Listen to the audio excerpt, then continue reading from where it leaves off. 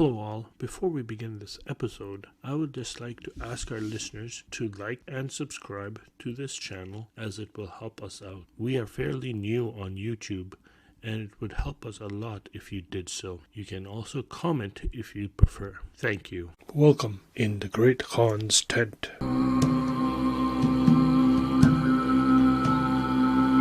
History, literature, and storytelling. In the Great Khan's Tent is now available on YouTube. You can find us using this podcast name. Fear not, listeners, episodes will still be released on this podcast first, and it is only after a delay of a week that I will upload them onto YouTube. You can still find us on all your podcast providers first. Are you interested in getting the book you just published reviewed? Writing some piece of literature and need help getting it out there and promoted? Interested in sharing what piece of literature we should cover next? Well, fret not. In the Great Khan's Tent is now available on Patreon, where your contribution can help in growing this podcast. For as low as $3 a month, a price less than a good, and I mean good, cup of coffee, you can help contribute to the growth of this podcast. Every bit helps, but as always, it is not necessary to do so, but will be appreciated. Find the Patreon link on our website, on our social media accounts, or email us and we can send it to you. Thank you. If you have any suggestions, comments, or complaints, please be sure to email us at all lowercase in the Great Khan's Tent at gmail.com. That is in the Great Khan's Tent at gmail.com. We would love to hear from our listeners. Thank you for listening, and now on with the show. In this episode, we continue our 1001 Nights narration with the finale of The Case of the Tailor, the Humpback, the Jew, the Inspector, and the Christian, or known as The Story of the Humpback with Night 34. This has been a long tale, first begun during night 25 and reaches a satisfying conclusion for all parties involved in this tale. We begin a new tale, that of the story of Nur-ud-din and Anis al-Jalis with night 35. The story of Nur-ud-din and Anis al-Jalis is one of the core stories known in the 1001 Nights, with it being present in one of the oldest manuscripts extant of this work. The story is similarly framed to the earlier story we encountered, Nur-ud-din and his son, and Shams-ud-din Mohammad and his daughter, in that the two central characters in this plot are viziers of a singular sultan. However, unlike the earlier story, they are both polar opposites of one another. As we reach and continue to explore the central core stories found in the manuscripts of the 1001 Nights, it might behoove us, if we pay attention, to how these core stories may have influenced other stories, some found earlier and some we will encounter later, and how similar characters can be found in them. As we reach the end of the Gregorian calendar for 2023, I would like to take this opportunity to thank all of our listeners for sticking with us, and hopefully you continue to support us in the new year. May Allah bless you all and have a happy holiday, whatever you are celebrating. A'udhu billah minash shaitanir rajim. Bismillahir Rahmanir Rahim. In the name of God, the Compassionate, the Merciful. Praise be to God, the Beneficent King, the Creator of the universe, who has raised the heavens without pillars, and spread out the earth as a bed. And blessings and peace be upon the Lord of Apostles, our Lord and Master Muhammad ﷺ, and his family. Blessings and peace enduring and constant unto the day of judgment. Of a verity, the doings of the ancients become a lesson to those that follow after, so that men look upon the admonitory events that have happened to others and take warning, and come to the knowledge of what befell bygone peoples and are restrained thereby. So glory be to him who hath appointed the things that have been done aforetime for an example to those that have come after. And of these admonitory instances are the histories called the 1001 Nights, with all their store of illustrious fables and relations. Shahrazad continued. Now I have come unto thee, O Prince of the Faithful, continued the barber, and feared to return to my house without relating to thee these facts, for to neglect doing so had been an error. Thus thou hast seen that although having 6 brothers, I am of a more upright character than they. But when the Prince of the Faithful had heard my story, and all that I had related to him respecting my brothers, he laughed and said, Thou hast spoken truth, O Summit. Thou art a person of few words, and devoid of impertinence. You told the truth, Silent Man, when you said that you are a man of few words, lacking in inquisitiveness. Now, however, depart from the city, and take up thine abode in another. So he banished me from Baghdad by official decree, and I journeyed through various countries, and traversed many regions, until I heard of his death, and of the succession of another Khalifa. So I went back to Baghdad, where I found that my brothers were dead. I met with this young man, unto whom I did the best of deeds, for whom I did a very great service, and who, had it not been for me, had been slain. Yet he hath accused me of that which is not in my character, for all that he hath related of me with respect to impertinence and loquacity and dullness and want of taste is false, O people. It is because of him that I have wandered around many lands before arriving here, where I have found him with you. Is this not, good people, an example of my sense of honor? The tailor proceeded thus. When we heard the story of the barber, and were convinced of his impertinence, listened to his long-windedness and loquacity, and that the young man had been treated unjustly by him, we seized hold upon him, and put him in confinement, and seating ourselves to keep watch over him, ate and drank, and the feast was finished in the most agreeable manner. We remained sitting together until the call to afternoon prayers, when I went forth and returned to my house. But my wife looked angrily at me, and said, Thou hast been all the day enjoying thine pleasure, while I have been sitting at home sorrowful. Now if thou go not forth with me and amuse me for the remainder of the day, thy refusal will be the cause of my separation from thee. So I took her and went out with her, and we amused ourselves until nightfall, when returning home we met this humpback full of drink and repeating verses, and was reciting these lines. The glass is clear, and so is the wine. They are like one another, and so is this affair. It looks as though there is wine without a glass, or as though there is a glass with no wine. Upon which I invited him to come home with us, and he consented. I then went forth to buy some fried fish, and having brought it and returned, we sat down to eat, and my wife took a morsel of bread and a piece of fish, and put them into his mouth and choked him, so that he died. Whereupon I took him up, and contrived to throw him into the house of this physician, and he contrived to throw him into the house of the steward, and the steward contrived to throw him in the way of the broker. This is a story of what happened to me yesterday. Is it not more wonderful than that of the humpback? When the Sultan had heard this story, he shook his head with delight and showed his astonishment, saying, The tale of what happened between the young man and the inquisitive barber is pleasanter and better than the story of the hunchback. He ordered certain of his chamberlains to go with the tailor and to bring the barber, saying to them, His presence is indispensable, that I may hear his talk, and it may be the cause of the deliverance of you all. I want to listen to what he has to say, for he is the reason why I am letting you all go free. Then we will bury this humpback decently in the earth. Night 34.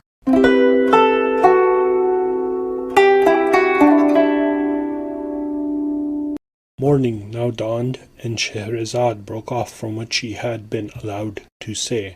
Then, when it was the 34th night, she continued, I have heard, O auspicious Shahanshah, that the Sultan said, Fetch me the barber, for he is the reason why I'm letting you all go free. We shall then bury the humpback, for he hath been dead since yesterday, and we'll make him a monument around his grave, since he hath been the occasion of our acquaintance with these wonderful stories. The chamberlain and the tailor soon came back after, having gone to the place of confinement, and brought the barber, whom they placed before the Sultan. And when the Sultan beheld him, he saw him to be an old man, past his 90th year, of dark countenance and white beard, and his eyebrows with small ears, and long nose, and a foolish expression, and a haughty aspect. The Sultan laughed at the sight of him, and said to him, O silent man, I desire that thou relate to me somewhat of thy stories. O Sultan of the age, replied the barber, what is the occasion of the presence of this Christian, and this Jew, and this Muslim, and this humpback lying dead among you, and what is the reason of this assembly?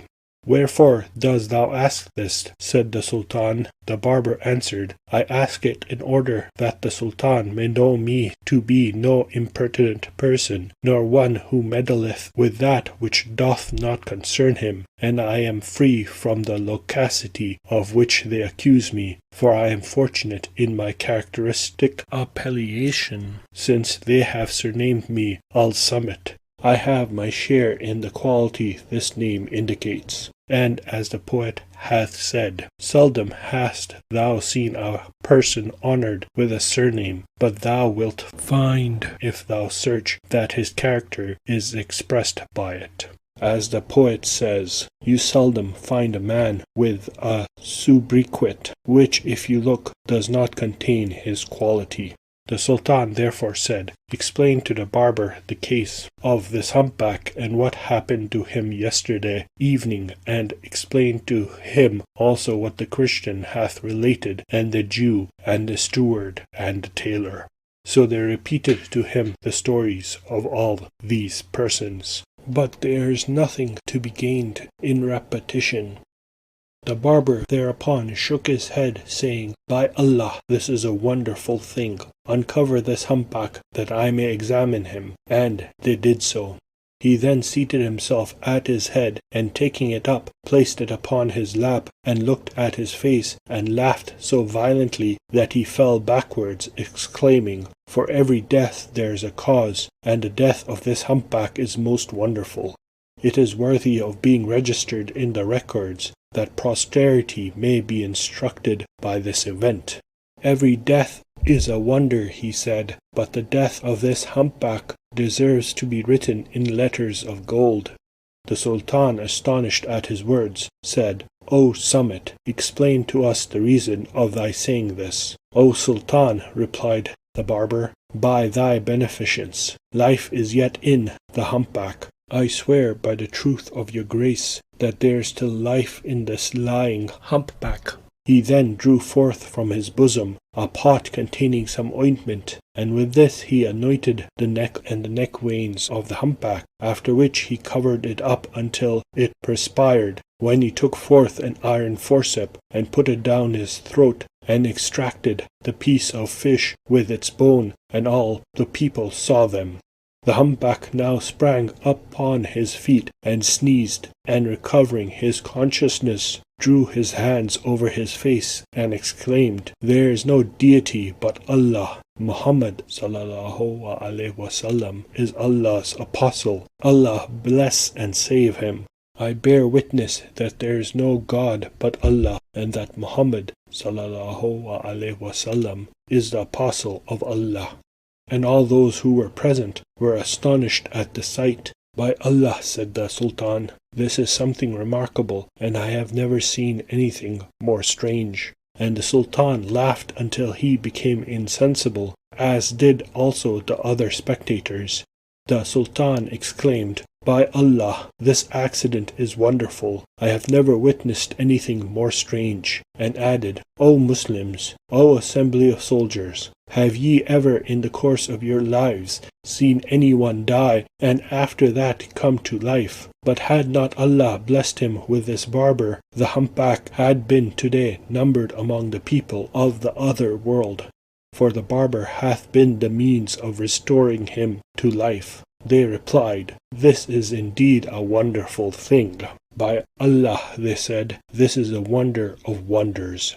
The Sultan then gave orders to record this event, and when they had done so, he placed the record in the royal library, and he bestowed dresses of honor upon the Jew and the Christian and the steward, upon each of them a costly dress. The tailor he appointed to be his own tailor, granting him regular allowances, and reconciling him and the humpback with each other, and at his command they left. The humpback he honored with a rich and beautiful dress, and with similar allowances, and appointed him his cup companion, and upon the barber he also conferred the like favours, rewarding him with a costly dress of honour, regular allowances, and a fixed salary, and appointing him state barber and his own cup companion. So they all lived in the utmost happiness and comfort until they were visited by the terminator of delights and the separator of friends. This is not more remarkable, said Shahrazad, than the story of the two viziers and Anis al-Jalis. How was that? Asked Dunyazad. Shahrazad began. The story of Nur-ud-din and Anis al-Jalis.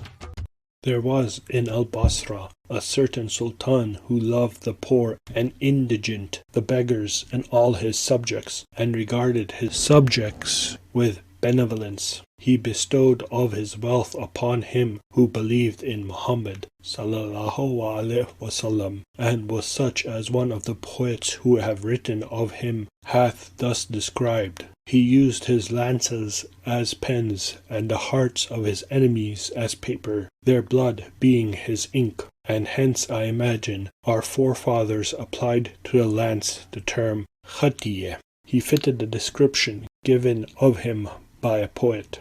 A sultan who, when squadrons circled around, cut through his foes with sharp and piercing blades. His writing could be read upon their breasts, while he assaulted the riders with his spear.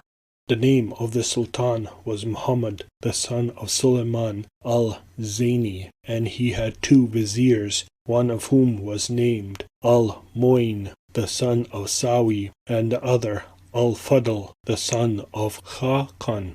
Al-Fadl, the son of Khakan, was the most generous of the people of his age, upright in conduct, so that all hearts agreed in loving him, and the wise complied with his counsel, and all the people supplicated for him length of life, for he was a person of auspicious aspect, a preventer of evil and mischief. But the vizier al-Mu'in, the son of Sawi, hated others and loved not good. He was a man of inauspicious aspect, and in the same degree that the people loved Fadl al-Din, the son of Khakan, so did they abhor al-Mu'in, the son of Sawi, in accordance with the decree of the Almighty.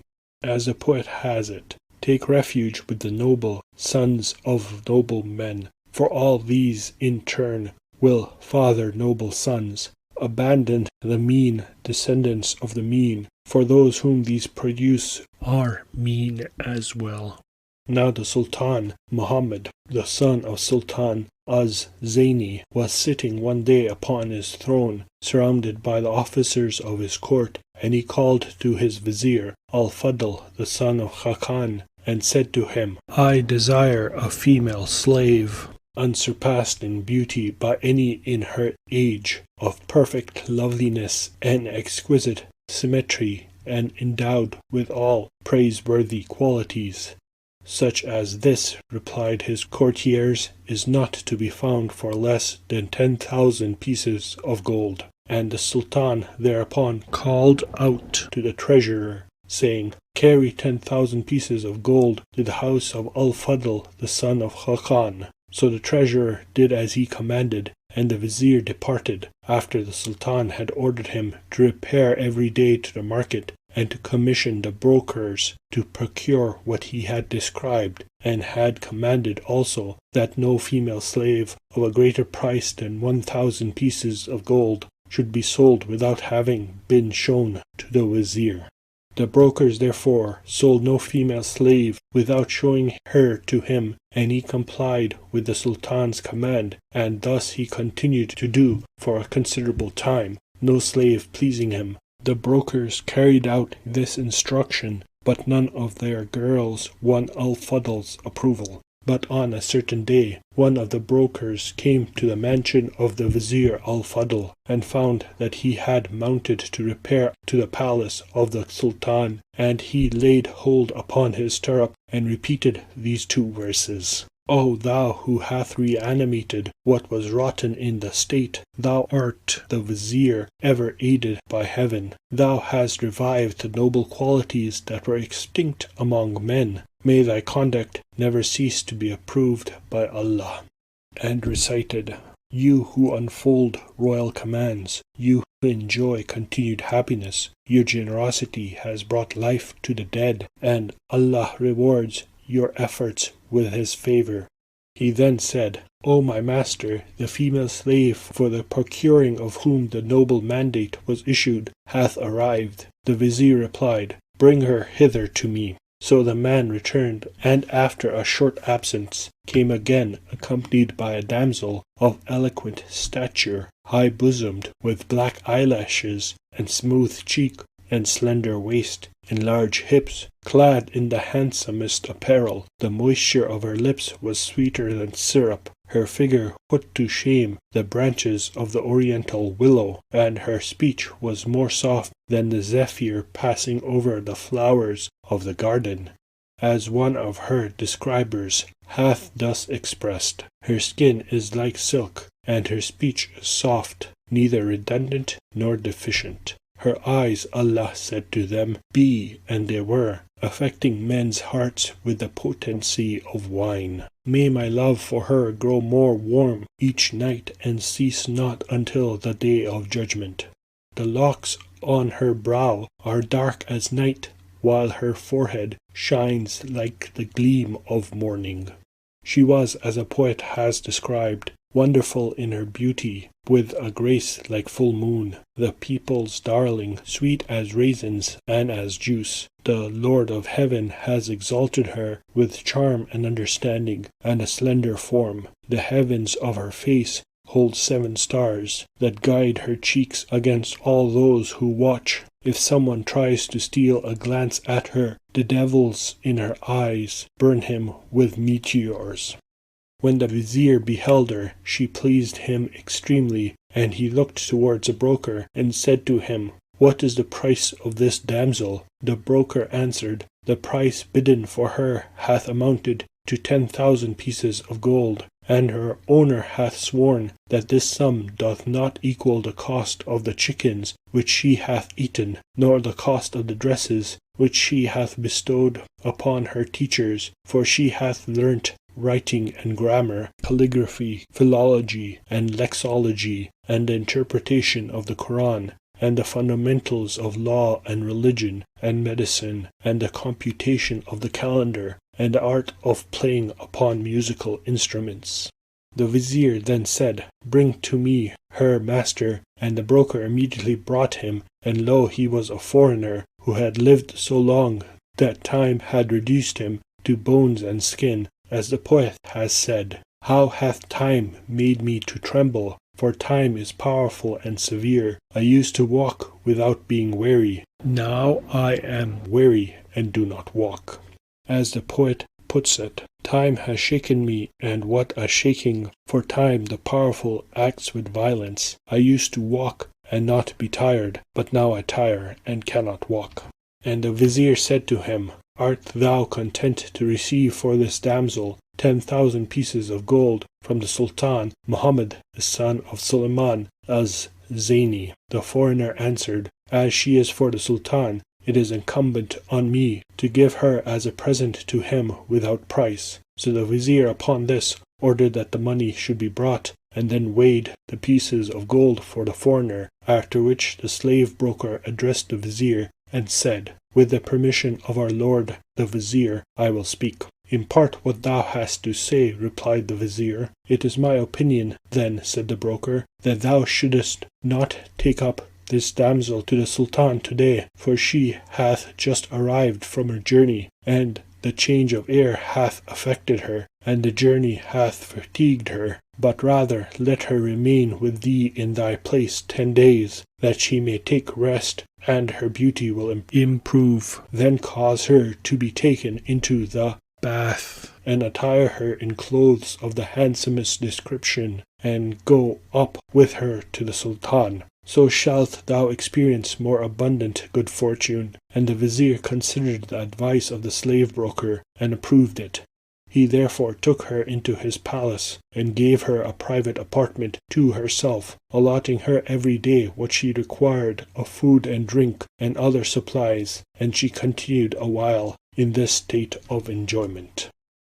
Now the vizier al-Fadl had a son, like the shining full moon, with brilliant countenance and red cheek, marked with a mole like a globule of ambergris, and with grey down, as the poet has fully described. A moon whose glances, when he looks, are murderous, a branch whose figure breaks hearts when he bends. His locks are black, and his complexion gold. His character is sweet, his frame is a spear shaft, hard of heart and soft of waist. Why not move quickly from one to the other? Were the softness of his waist found in his heart, he would never injure or offend his lover. You who blame me for loving him, absolve me from all guilt. Who will help me now my body is worn away? The fault belongs to my heart and to my eye. Stop blaming me. Leave me in my distress. The youth knew not of this damsel, and his father had charged her, saying, "Know that I have purchased thee for the Sultan Mohammad, the son of Suleiman az-Zaini, and that I have a son who hath not left a girl in the quarter without making love to her. Therefore keep thyself concealed from him, and beware of showing him thy face, or suffering him to hear thy voice." The damsel replied, "I hear and obey." And he left her and departed.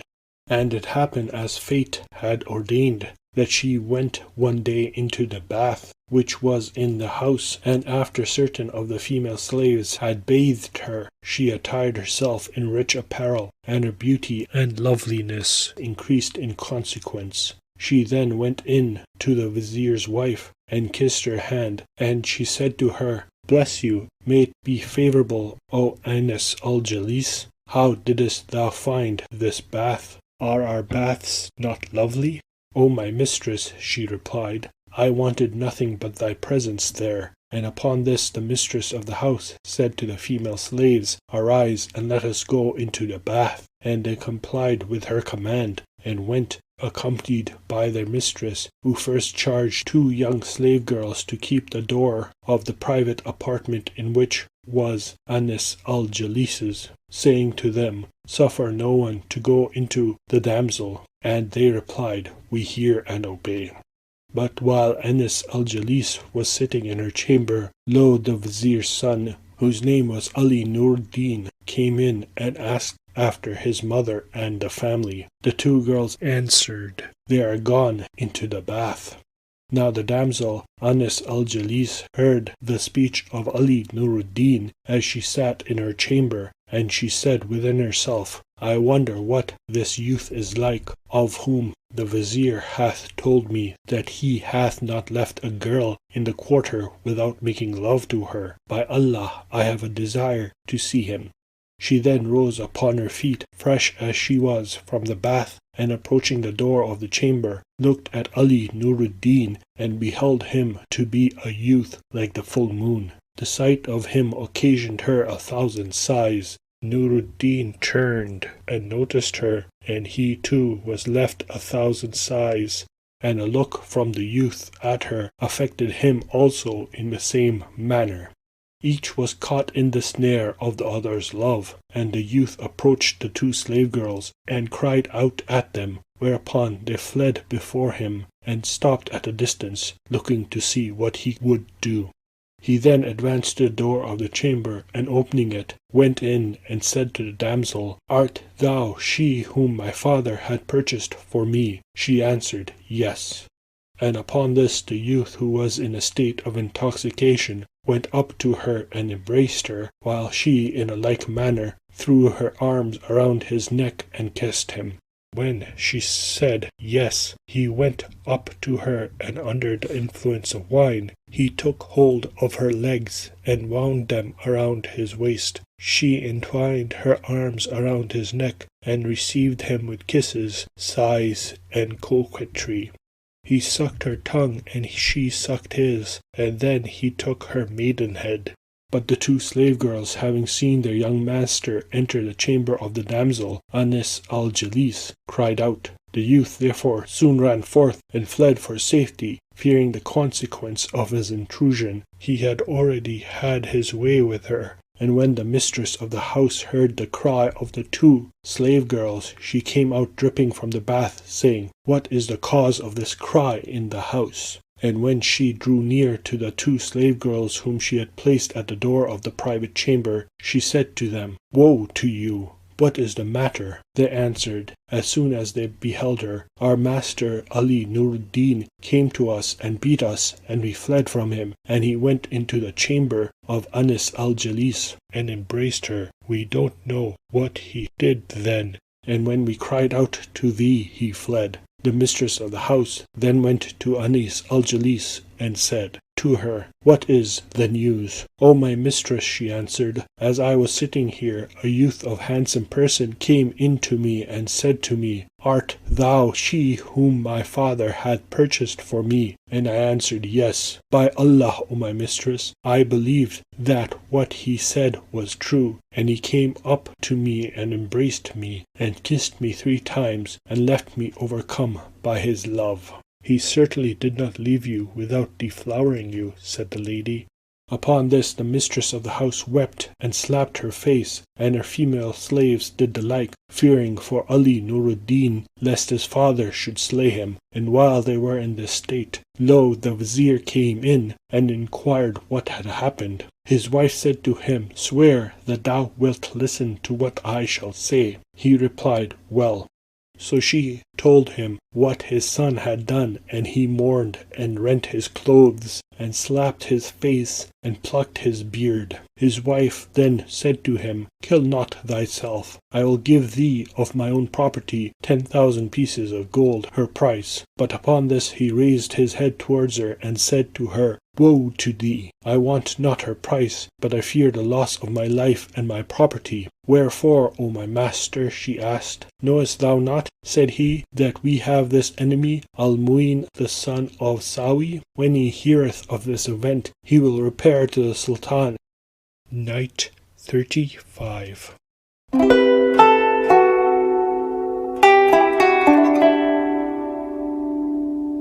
Morning now dawned, and Shahrazad broke off from what she had been allowed to say.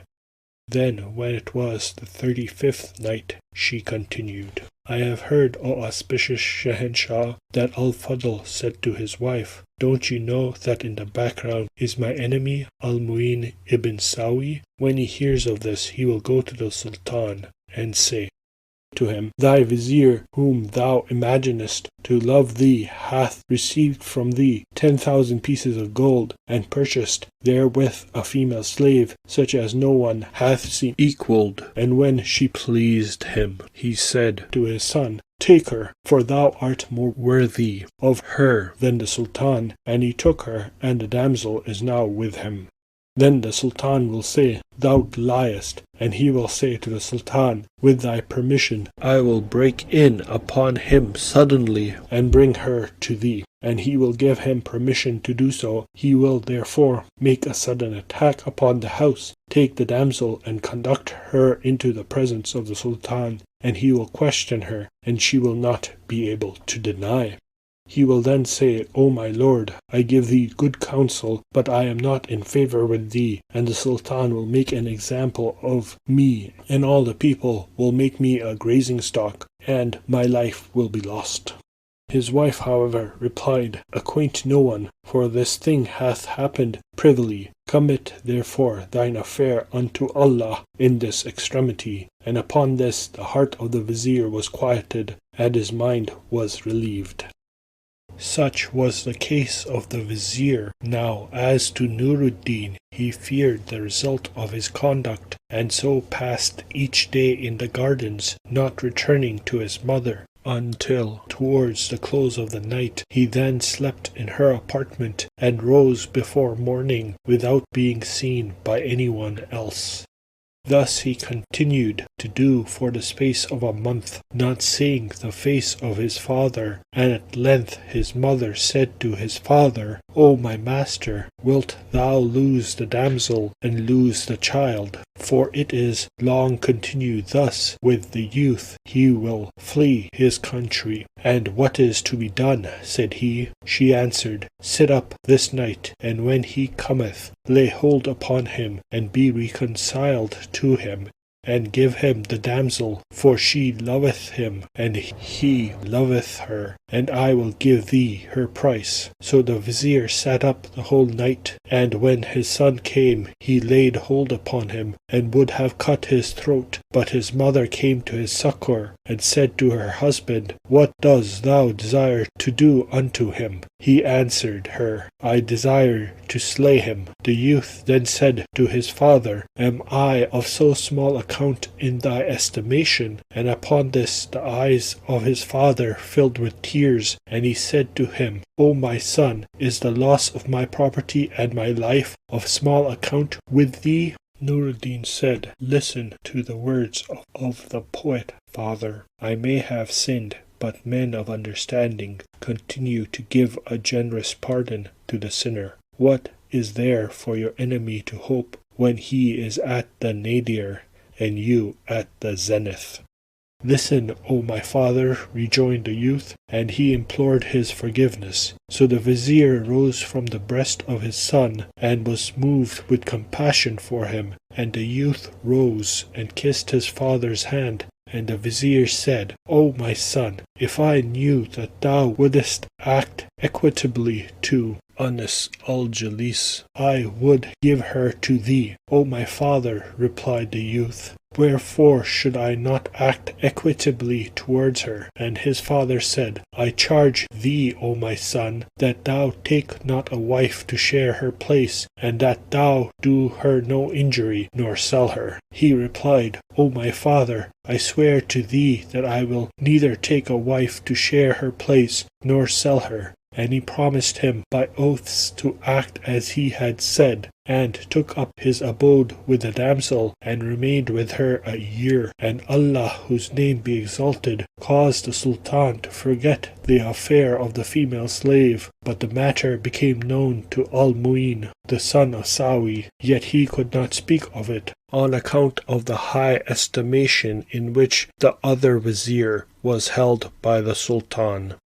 After this year had expired, the vizier Fadl-ud-din, the son of Khakan, entered the bath and came out in a state of excessive perspiration, in consequence of which the external air smote him, so he became confined to his bed, and long remained sleepless, and his malady continued unmittingly. So he called thereupon his son Ali Nur-ud-din, and when he came before him, said to him, O my son, verily the means of life are apportioned, and its period is decreed, and every soul must drink the cup of death. Know, my son, that what Allah gives us as our daily bread is apportioned to us, that our allotted time is decreed by fate, and that every living soul must drink of the cup of death. Then he recited, I am mortal, great is the immortal Allah. I know for sure that I shall die. No mortal keeps his kingdom when he dies. The kingdom belongs to him who does not die. I have nothing with which to charge thee but the fear of Allah, and forethought with regard to the results of thine action, and that thou conduct thyself kindly to the damsel Anis al-Jalis.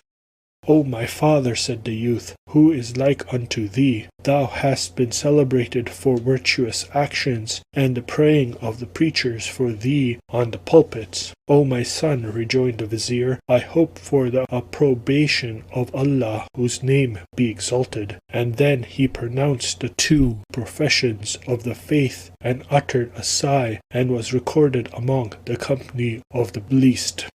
And upon this the palace was filled with shrieking, and the news reached the ears of the Sultan, and the people of the city heard of the death of Al-Fadl, the son of Khakan, and even the boys in the schools wept for him.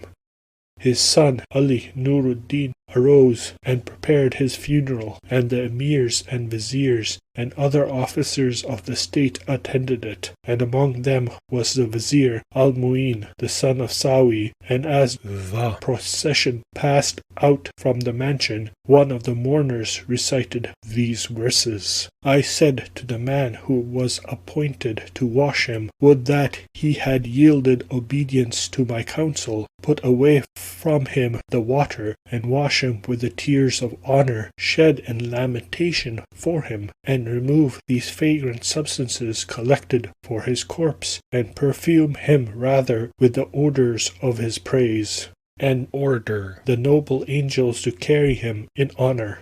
Dost thou not beheld them attending him? Cause not men's necks to be strained by bearing him. Enough are they laden already by his benefits. Someone recited, on Thursday I parted from my friends. They washed me on a stone slab by the door. They stripped me of the clothes that I had on, dressing me in what was not my own. On the shoulders of 4 men they carried me to the chapel where people prayed for me, using a prayer where there is no prostration. All my friends prayed over me, and then they went with me into a vaulted house, whose door shall not be opened, though time wears all away. In the Great Khan's Tent is now available on Ko-fi. If you are interested in supporting this podcast, please click on the link available on our many social media platforms or email us. Why not donate to our Ko-fi to show your appreciation?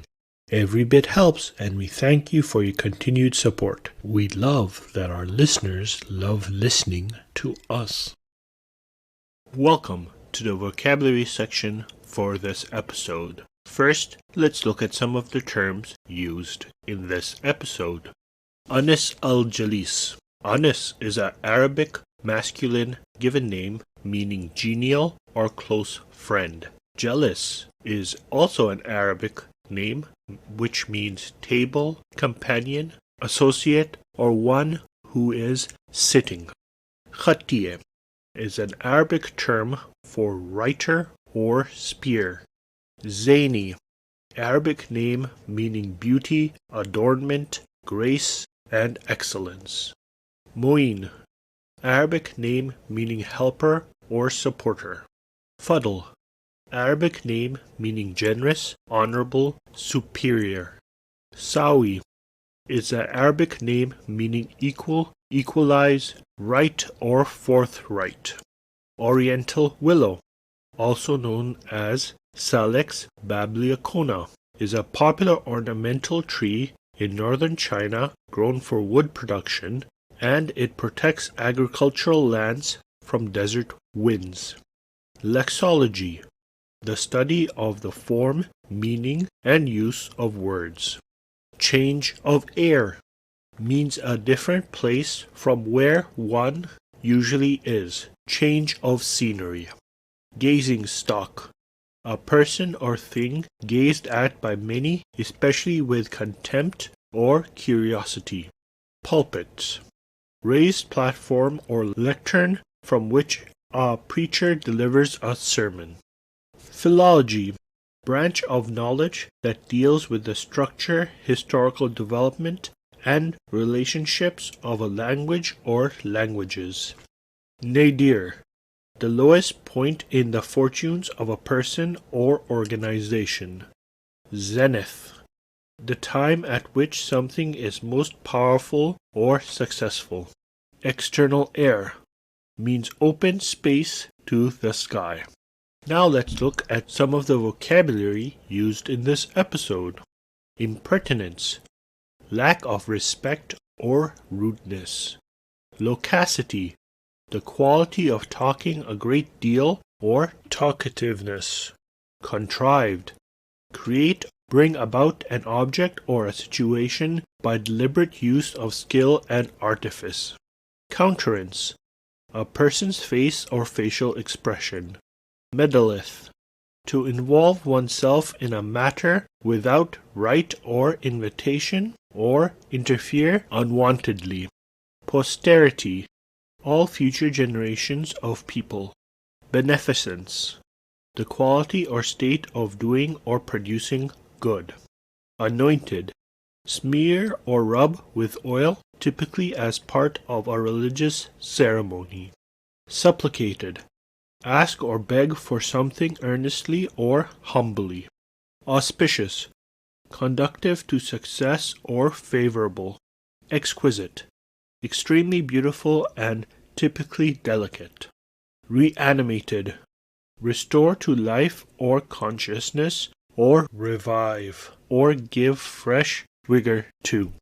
Computation, the action of mathematical calculation. Impart, make information known or communicate. Privily, confidentially or in secret. Extremity, the extreme degree or nature of something. Succor, assistance and support in times of hardship and distress, or to give assistance to. Estimation, a rough calculation of the value, number, quantity, or extent of something. Malady, a disease or ailment. Unremittingly, consciously, uninterruptingly, or constantly. Apportioned, divide and allocate. Forethought, careful consideration of what will be necessary or may happen in the future. Approbation, approval or praise. Blessed, archaic or literary term for blessed. Lamentation, the passionate expression of grief or sorrow, weeping. Sobriquet, a person's nickname. Deflowering, deprive a woman of her virginity. This episode has been written, edited, and produced by Saf Beg. Thank you for listening. I hope you have a wonderful day and or night, and may the journeys on which you are set upon be fruitful. Thank you for listening.